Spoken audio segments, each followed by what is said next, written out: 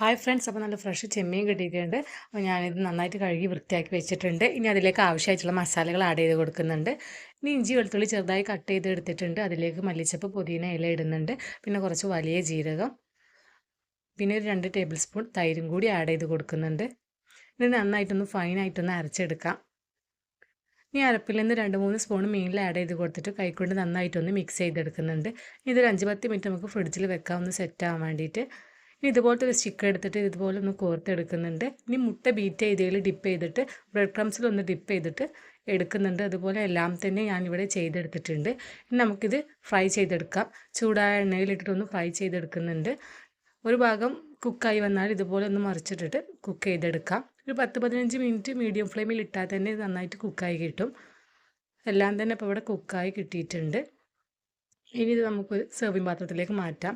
നല്ല ടേസ്റ്റാണ് കഴിക്കാൻ. ഫ്രഷ് ചെമ്മീനൊക്കെ കിട്ടുമ്പോൾ ഇതുപോലെ